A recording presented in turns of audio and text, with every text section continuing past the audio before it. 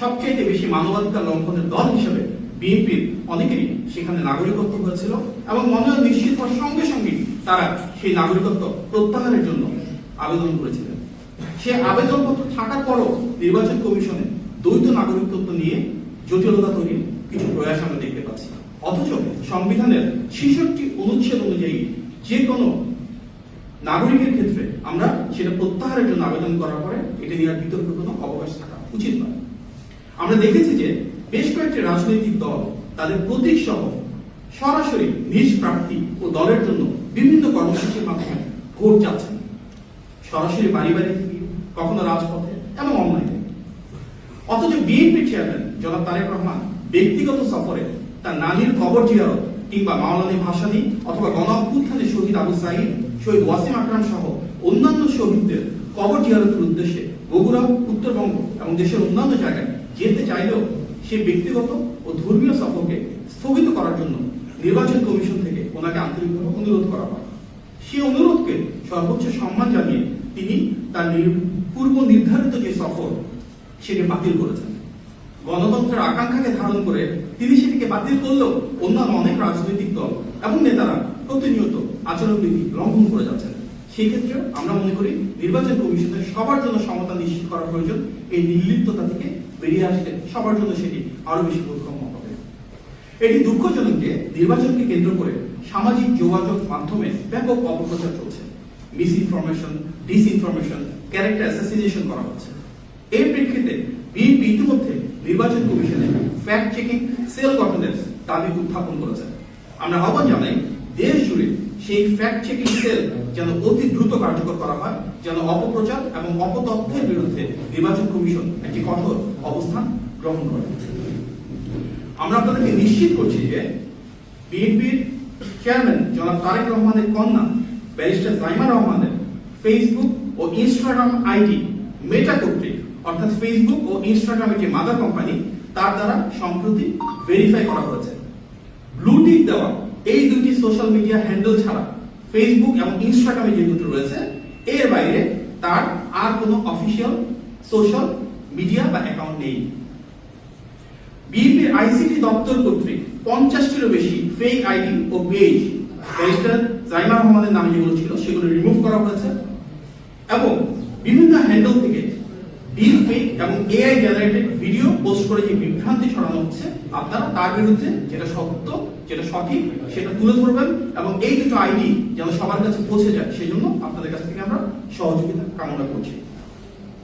ওনার Facebook এবং Instagram দুটির ক্ষেত্রে আইডি হচ্ছে ZZ রহমান 25।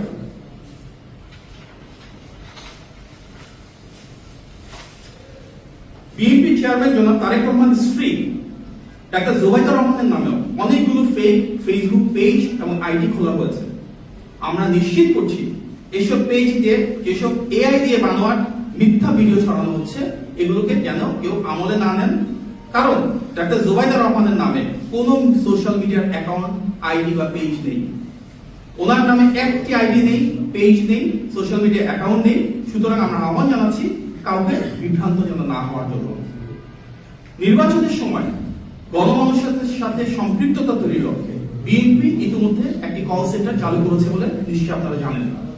যে কোনো ব্যক্তি যে কোনো বিষয়ে দেশের যে কোনো প্রান্ত থেকে অনুসন্ধান, প্রয়োজনীয় তথ্য, পরামর্শ, অভিযোগ কিংবা মতামত জানাতে আমাদেরকে সেই নাম্বারে 164-16543 সেখানে কল দিতে পারবেন।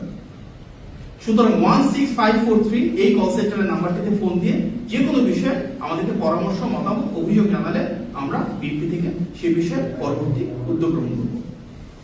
বিএনপি প্রণীত বিভিন্ন পলিসি জনমত তৈরি ও গঠনমূলক সমালোচনা গ্রহণের লক্ষ্যে আমরা ইতিমধ্যে ম্যাচ মাই পলিসি কার্যক্রম শুরু করেছি, যে ওয়েবসাইটের লিংক হচ্ছে www.matchmypolicy.net।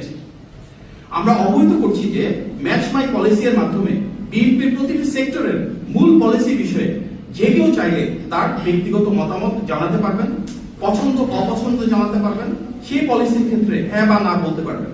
এর মূল উদ্দেশ্য হলো জনগণের ক্ষমতায়নের দল হিসেবে আমরা যখন ম্যানিফেস্টো প্রণয়ন করব তখন যেন প্রত্যেকের মতামতকে সম্মান এবং প্রাধান্য দিতে পারি। আমাদের সম্মানিত চেয়ারম্যান জনাব তারেক রহমান তার আনুষ্ঠানিক নির্বাচন কার্যক্রম শুরু করবেন আগামী 22শে জানুয়ারি সিলেট সফরের মধ্য দিয়ে। এ বিষয়ে পরবর্তীতে আমাদের দলের পক্ষ থেকে বিস্তারিত জানানো হবে। গণভোটের ক্ষেত্রে আমরা বলেছি যে গণ অভ্যুত্থানের আকাঙ্ক্ষাকে ধারণকারী রাজনৈতিক দল হিসেবে সবার আগে বিএনপি সংস্কার প্রস্তাব দিয়েছিল 2016 সালে ভিশন 2030, 2022 সালে 27 দফা এবং 2023 সালের 31 দফার উপর ভিত্তি করে। জাতীয় ঐকমত্য কমিশনে বিএনপি যেভাবে অত্যন্ত আন্তরিকতা ও গুরুত্বের সঙ্গে সংস্কারের পক্ষে অবস্থান নিয়েছিল, সে আলোকে বাংলাদেশের ইতিহাসে সংস্কারের ধারক, বাহক ও জনক রাজনৈতিক দল হিসেবে জুলাই চার্টারে আমাদের অবস্থান ও প্রণীত নোট অফ ডিসেন্ট অনুযায়ী বিএনপি গণভোটে হ্যাঁ এর পক্ষে অবস্থান নিচ্ছে, যা ইতিমধ্যে বিএনপির শীর্ষ নেতৃত্ব থেকেও জানানো হয়েছে। প্রিয় সাংবাদিকবৃন্দ, আসন্ন নির্বাচনকে সুন্দর, সফল, সুষ্ঠু ও গ্রহণযোগ্য করতে গণতন্ত্রকামী প্রতিটি ব্যক্তি, প্রতিষ্ঠান ও রাজনৈতিক দলের অনেক বড় ভূমিকা রয়েছে। আসুন আমরা সবাই মিলে জনগণের ক্ষমতা নিশ্চিত করে একটি স্বচ্ছ ও জবাবদিহিমূলক রাষ্ট্র ব্যবস্থা নির্মাণ করি। সেই সুন্দর, সুষ্ঠু এবং গ্রহণযোগ্য নির্বাচনের প্রত্যাশায় আপনাদের সবাইকে অনেক ধন্যবাদ।